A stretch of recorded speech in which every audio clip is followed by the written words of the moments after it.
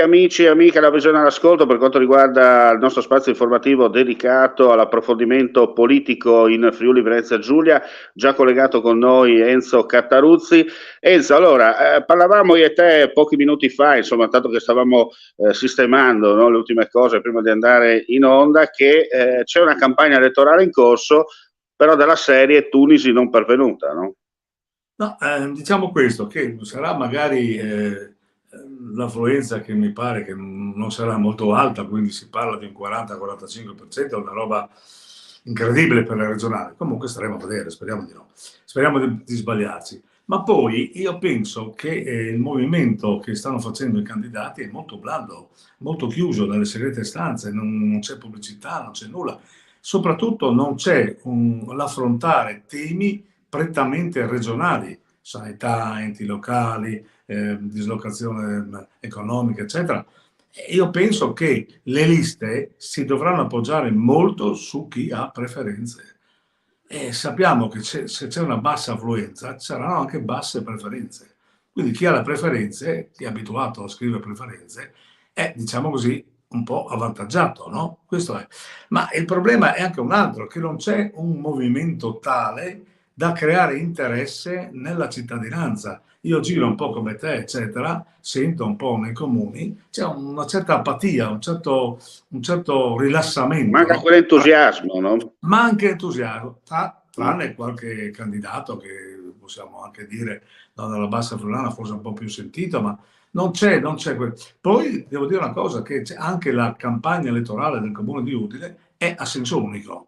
C'è qualcuno che non è pervenuto proprio, al di là che tutti chiamano, tutti e quattro, eccetera, ma c'è un batase a senso unico, no? Non c'è una vera e propria, diciamo così, dinamicità nel dibattito elettorale. Io spero che a partire dalla prossima settimana decolli un po' per dare energia, entusiasmo e diciamo per fare una competizione come Certo. Dio comanda, no? Certamente abbiamo due temi che la fanno da padrone a livello nazionale, che sono il tema della migrazione, perché è inutile dire no, ma questo è un tema molto, molto, molto sentito, e poi c'è anche un altro tema che riguarda un po' questa, come dire, contrapposizione abbastanza violenta tra opposizione e maggioranza, soprattutto opposizione verso la maggioranza, che non dà l'ambito giusto, ecco, non dà la serenità. Quindi si sa benissimo quando c'è rissa la gente insomma non si sbilancia più di tanto. Certo. Mm. Sì, soprattutto è più una rissa da stile, sono punzecchiature da campagna elettorale un po' becera, no? Sia da una parte che Troppo dall'altra, perché bassa. adesso mandano in campo i direttori di giornale che praticamente, senza fare nomi e cognomi, ma è talmente evidente che ve fu poi Sì, bocchi, no? Dice qualcuno, no? Perché hai da una parte i giornali vicino al centrodestra che chiaramente pompano a pieno il discorso della Meloni, eccetera. Dall'altra parte sì, leggi i giornali di centrosinistra che dicono esattamente l'esatto contrario di quello che dicono gli altri.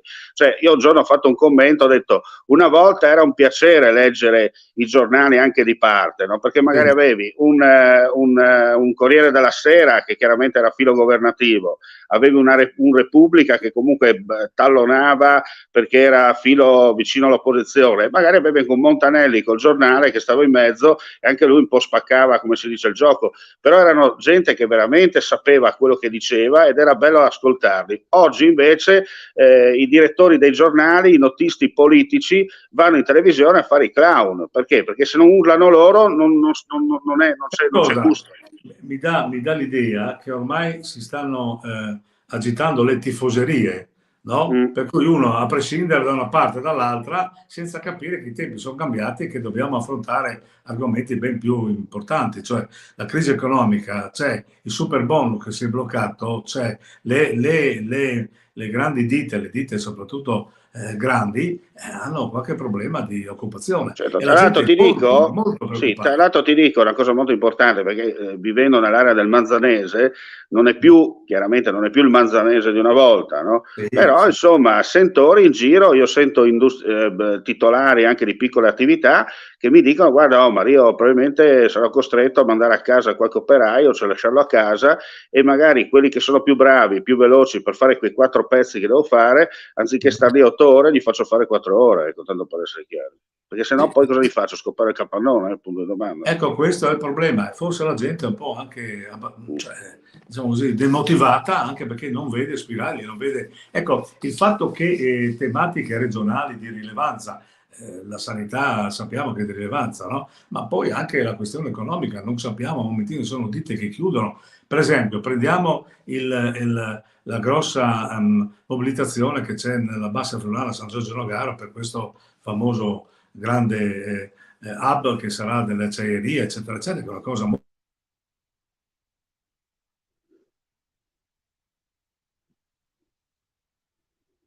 Ecco, forse tra poco torna il nostro amico Cataruzzi. Ogni volta che tocchiamo argomenti particolari salta la linea, si vede che c'è qualcuno che con il forcone, come si dice, eccoti qua Enzo, sei tornato. Ecco qua. Sei No, tornato. allora, Parlavi dell'hub. sì, parlavo dell'hub di San Giorgio in Nogara, no? Che è una cosa molto importante perché insomma, c'è il lavoro, ci sono famiglie, però c'è anche dall'altra parte anche la questione dell'ambiente, no? Per cui non si parla di questioni generali, ma si parla a un momentino trascinati dal trend nazionale, no? E Certo. sarà Senti, ma perché secondo te, ti faccio questa domanda, secondo te non si parla dei problemi locali perché i candidati sono pochi, quelli preparati, oppure perché, come hai detto tu, è meglio parlare di naufragi, che è più semplice per entrare nella pancia della gente, che magari scoperchiare i problemi locali? Ma io direi questo entrambe le cose. Io ho visto tanti candidati che non sono molto preparati, cioè parlano un po' scimmiottano un po' le parole d'ordine del capo, no? Del capo di turno, del qua di là, insomma, no? E poi io devo dire che qualche lista mi ha un po' deluso, perché è chiaro che se fai assemblaggi di ex liste o riserve, cioè, devi mettere anche cioè, delle liste competitive, insomma, i migliori che hai, e qualcuno resta fuori e casomai avrà la presidenza, si sa come va a finire questa roba qua, no? Però una battaglia nella battaglia delle liste c'è quasi una cosa quasi trascinata, ecco. Io spero che l'entusiasmo, l'energia più avanti, magari di qualcosa che si possa risvegliare, per esempio la questione dei comuni che hanno problemi di personale, la questione della sanità che si sta un po' cercando di ristrutturare, eccetera, anche i giornali, i grossi giornali, lo trattano in modo perché lo devono trattare, ma non fanno delle vere e proprie inchieste, e questo manca, forse per non disturbare nessuno, insomma, non lo so, no? Certamente non c'è, e poi non spiccano i leader, cioè abbiamo solo un leader, insomma i candidati in pectore, sappiamo che abbiamo, no? Sono due leader, ma non vedo nelle liste dei outsider, diciamo così, di livello, ecco, che possono in qualche modo mettere in campo dei problemi enormi, no? Per esempio sull'occupazione del lavoro se ne parla poco, cioè se ne parla ma in linea generale, no? Ma non con dovizio di particolare, con dei dati alla mano, no? Per dire quanta occupazione c'è nel Medio Friuli, quanta occupazione c'è in Carnia, la questione della montagna una volta era sugli scudi, adesso è dimenticata. Si parla tanto di PNRR, ma non sappiamo dove, perché, quanti investimenti, in che comune, eccetera. E anche i sindaci se ne guardano bene, e penso che, come una volta, nessuno votava DC, e poi dicevo che nessuno votava DC, ma tutti votavano DC. Ecco, per dire una cosa interessante, seguendo anche internet, su Facebook in particolare alcuni gruppi, ho notato che ad esempio nel Pordenonese c'è una forte vocazione da parte di alcuni candidati alla chiusura definitiva della Sacile Gemona. Tu sai che la Sacile Gemona è stata riattivata nel 2018, grazie anche ai contributi eccetera, e ha un progetto di operatività fino al 2032 da parte di RFI da una parte, chiaramente Trenitalia dall'altra. Sì. È una ferrovia che secondo me va sfruttata ancora al meglio, potrebbe essere un domani anche ripotenziata per fare da deviatoio in un certo senso per quanto riguarda il traffico merci che da Venezia va verso Tarvisio, evitando il passaggio ad esempio per la stazione di Udine, ma è una ferrovia turistica che potrebbe essere utile per potenziare il fatto che molti appassionati anche con le bici eccetera non prendono il treno, un treno magari ecologico che si ferma nelle varie stazioncine della Pedemontana per visitare il Friuli. Poi attenzione, pochi hanno parlato, per il momento è stata messa da parte. Si continua a battere il tarlo sul fatto del potenziamento della Cimpello Sequals via Gemona. Autostrada, secondo me, inutile perché non serve a nulla. Tra l'altro serve un tratto a pagamento a 2 corsie, poi dovresti raddoppiare quella già esistente, vuol dire almeno 20 anni di cantieri, se va bene, e poi non verrebbe utilizzata dai camionisti perché automaticamente, causa il pedaggio, sfrutterebbero comunque la strada statale e sarebbe cemento inutile, no? Ecco, di queste cose, come hai detto tu, non se ne parla perché è un argomento un po' delicato, no? No, ma prendiamo anche il comune di Udine, no? Ha fatto tanti lavori, eccetera.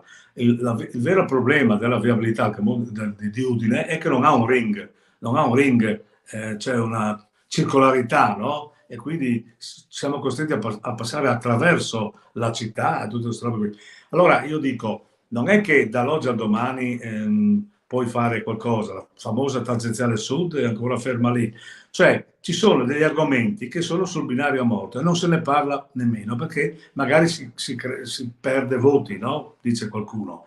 Ma non si crea l'interesse, no? E per cui se noi avremo un 40-45% che va a votare, quindi non bisogna lamentarsi se dopo prende corpo una parte o l'altra e poi andare su Facebook a sparare contro quello. Non serve, no? Non serve, perché io penso che tanti credono di fare la pubblicità elettorale oppure prendere consigli solo su Facebook. Su Facebook è come al bar, sentiamo quello, sentiamo quell'altro, sì, va bene, boh, ma alla fine il porta, il sano vecchio porta e porta, dove praticamente il candidato si presenta e uno dice ma mi posso fidare o meno, no? Cosa hai fatto, non viene fatto assolutamente. E poi ho visto nelle liste ci sono pochi giovani, cioè onestamente mancano giovani un po' dappertutto, però onestamente cercare un po' di giovani e ci sono sempre quelle facce e la gente forse vorrebbe anche cambiare registro. Certo. D'accordo con te. Bene, grazie Enzo come sempre per la tua partecipazione. Venerdì prossimo speriamo che l'aria un po' cambi, come hai detto tu, che i fuochi d'artificio comincino a materializzarsi, perché altrimenti nella nostra gente che mi pare che la sa lunga più di noi. Ecco, bene, grazie dunque a Enzo Cataruzzi, grazie a voi gentili amici e amiche per la visione all'ascolto. Chiaramente l'informazione su Friuli TV continua attraverso gli aggiornamenti di cronaca sul nostro sito internet e anche con degli speciali, insomma, molto interessanti che stiamo iniziando a fare sul territorio. Come si dice nella lontana, non perfida Albione, ma nella lontana provincia dell'impero, mandi e alla prossima. Mandi.